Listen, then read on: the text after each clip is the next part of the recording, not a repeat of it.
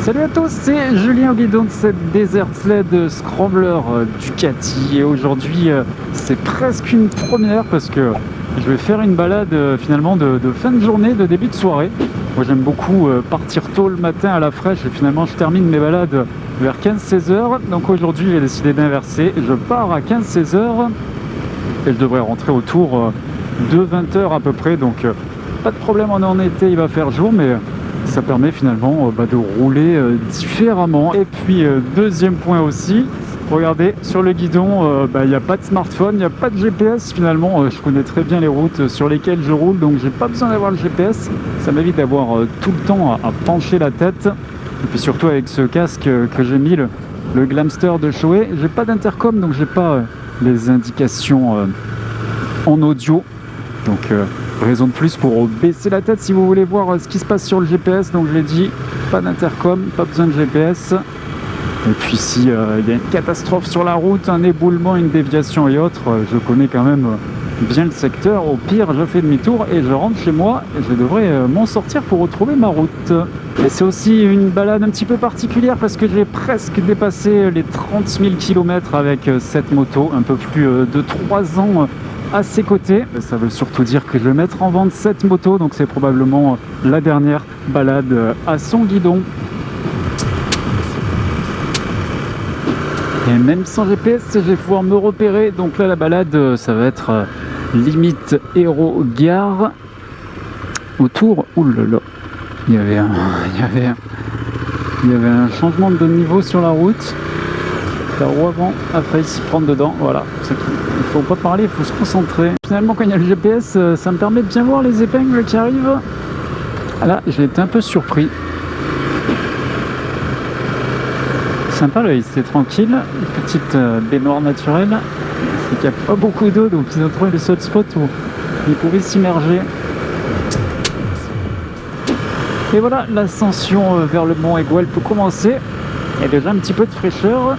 Ça fait pas de mal.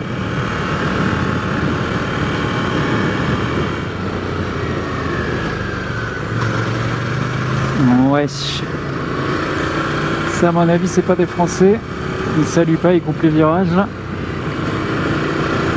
C'est le risque. Et puis, à mon avis, ils venaient de dépasser la voiture là à toute allure. Ils étaient surexcités. Voilà, là, ça c'est un Français. Il roule tranquillement. Il salue. Il n'y a pas de souci.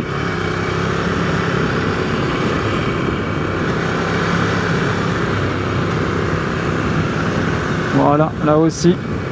Et vous voyez, hein, je salue les motards parce que je ne sais pas ce qui s'est passé, mais il y a plusieurs fois. Là, par contre, ils ne saluent pas. Il y a plusieurs fois, on m'a fait des commentaires. On disait pourquoi tu ne salues pas les motards? Comment ça, je ne salue pas les motards? Peut-être que la caméra ne montre pas mes doigts, mais je salue.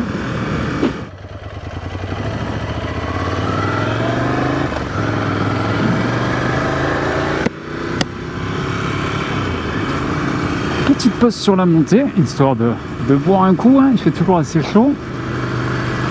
Là, je croise quelques motos qui descendent, mais dans le sens de la montée, pour l'instant, il n'y a personne derrière moi et j'ai dû dépasser personne. C'est ça là, l'intérêt quand vous partez plus tard, là c'est quasiment 17 h, les gens sont plutôt sur le retour. Voilà, on est au milieu de la route.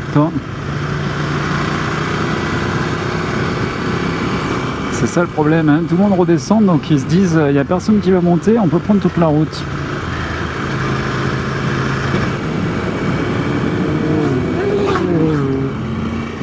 Ouais, ils sont surexcités là.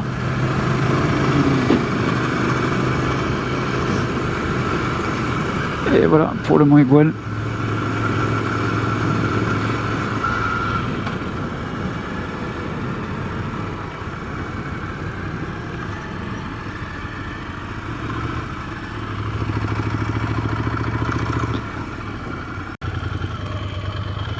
Hop là. Et voilà pour l'observatoire du mont Aigoual. Bon, c'est un classique, je ne vais pas m'attarder, mais on va pouvoir poursuivre. Il y en avait 35 dans la vallée, il fait 24 là. Ça va, c'est rafraîchissant. Et les 30 000 finalement, ils devraient être atteints aujourd'hui pendant cette balade. La dernière fois que je suis venu, c'était il n'y a pas si longtemps, mais c'était tout enneigé. Col de la Sérérède. Là, il y a une webcam, c'est pas mal. Ça me permet de voir l'état de la météo avant de prendre la route. Hop, on s'arrête au stop et on peut repartir. Ligne de séparation des eaux. Méditerranée d'un côté, Atlantique de l'autre. Et là, j'aime pas trop les panneaux 50 là, temporaires. Parce qu'ils seraient pas en train de mettre du gravier sur la chaussée. Ça sent le goudron chaud. Et les gravillons qui vont avec. Bon, 29 999, regardez l'odomètre. On va passer d'ici quelques secondes aux 30 000 km. Effectivement, quand j'ai acheté cette moto il y a un peu plus de 3 ans, jamais j'aurais dit que je la garde aussi longtemps, ou en tout cas que je donne autant de kilomètres avec. Voilà, on sort d'agglomération, on peut accélérer un petit peu, pas trop vite. Voilà, 30 000 km, et ben voilà, c'est fait. Bon ben c'est bon, là je rentre chez moi, je la mets sur le bon coin, je peux dire à vendre moto, 30 000 km. J'attendais ça. Bon, c'est un petit peu la blague, mais qu'à moitié. Alors je sais pas si il y aura d'autres balades avec cette Scrambler Ducati Desert Sled, tout dépendra si elle attire les acheteurs potentiels ou pas.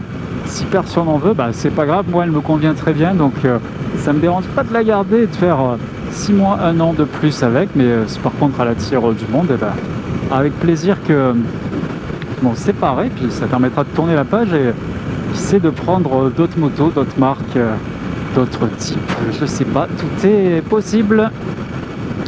Voilà, c'était Julien pour le blog mesbalades.fr. Et voilà, on peut s'arrêter à l'ombre.